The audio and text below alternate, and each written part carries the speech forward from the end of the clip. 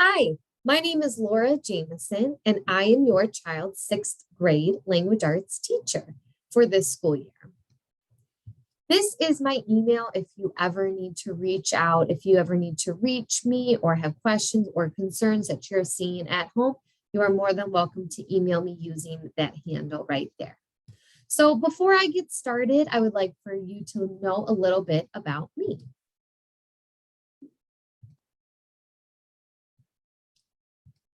So I was born and raised in Bloomfield Hills, Michigan. And ever since I was a kid, I knew I wanted to be a teacher.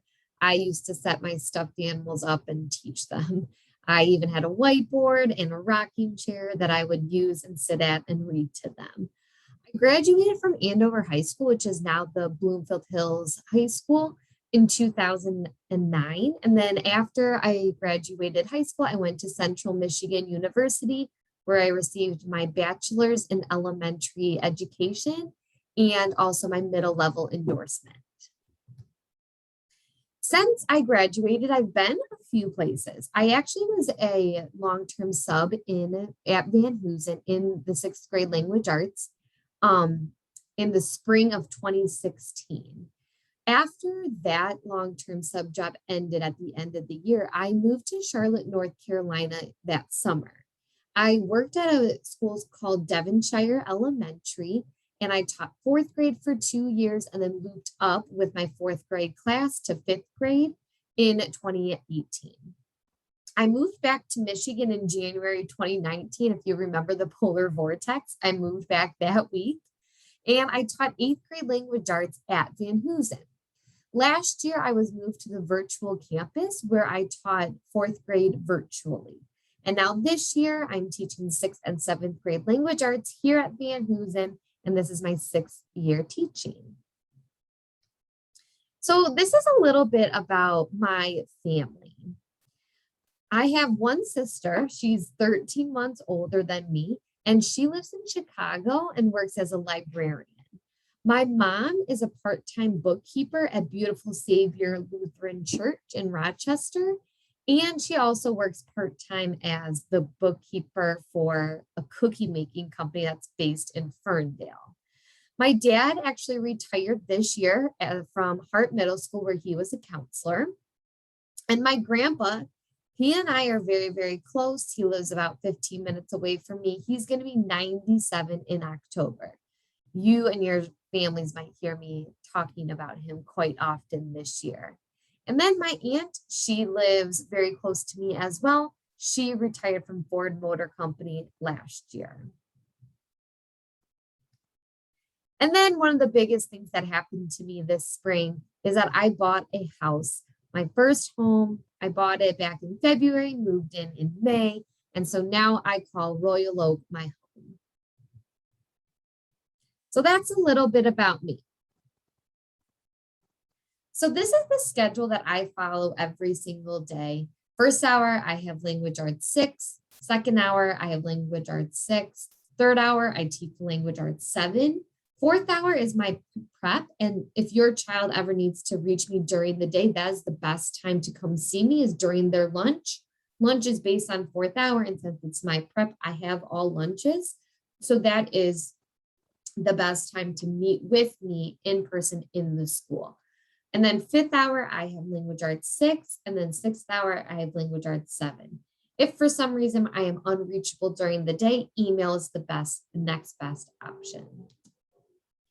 This is a glimpse into what a daily life of a language arts student in our classes will be. We'll always have a do now for them, whether it's a quick write, whether it's a survey or to get something out on their desk. As soon as they walk into the room, there's always something for them to do right away. We will always be building our community throughout the year. We'll do sentence studies, and that's when we'll get in the grammar and that kind of stuff. There will always be independent reading time. This might be a time where they will share with their classmates or discuss with their classmates. They'll always have responses to read, but we want to make sure that they have a book of their choice that they are reading that they're interested in. They'll see mini lessons such as reading mini lessons, writing, there might be a grammar lesson, and then literary concepts. and there will always be independent work time. So the curriculum that we follow is the Common Core State Standard for 6th grade.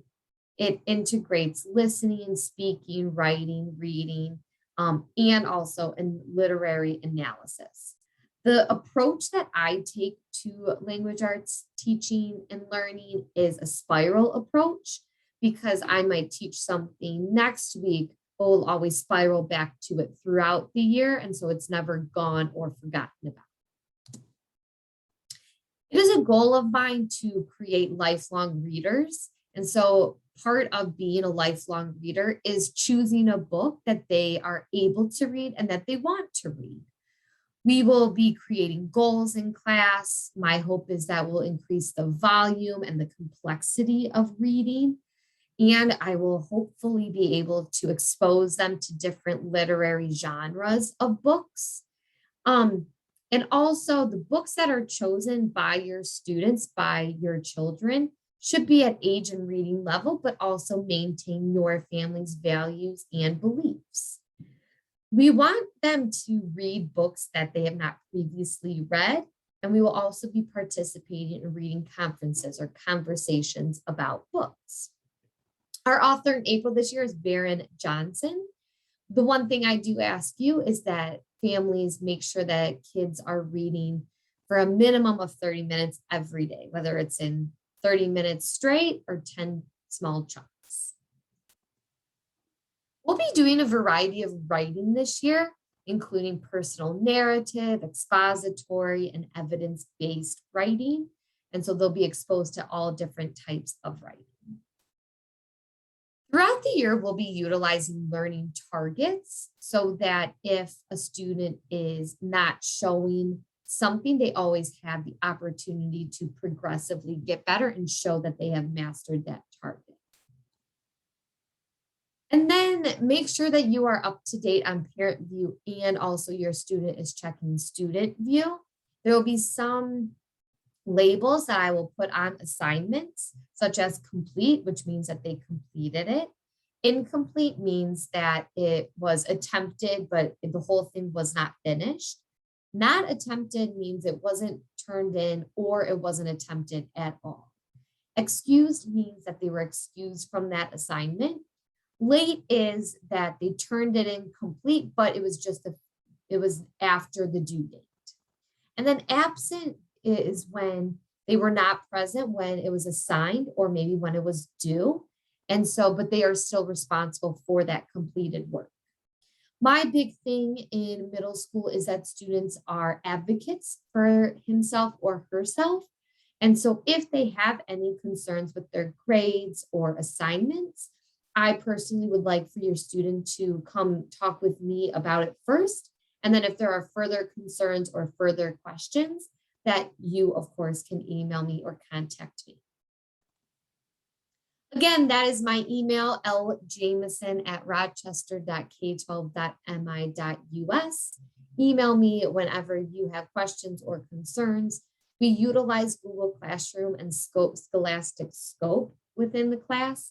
And then this is just the daily materials that I ask students to bring. You know, if they bring a notebook, whether it's a spiral notebook or one without spirals, pens, pencils, and highlighters, an independent reading book to read if they ever get done with the work early or they have some downtime, any type of organization that works best for them, whether it's a folder, trapper keeper, or binder, and a charged RCS Chromebook.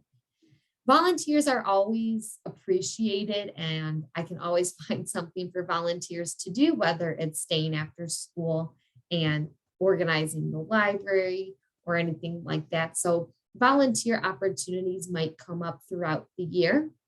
And so if you have a student or I had a previous student, they are more than welcome to come in and get community service hours. And then I will let you know about parent volunteers throughout the year. I look forward to getting to know you and your student more this year.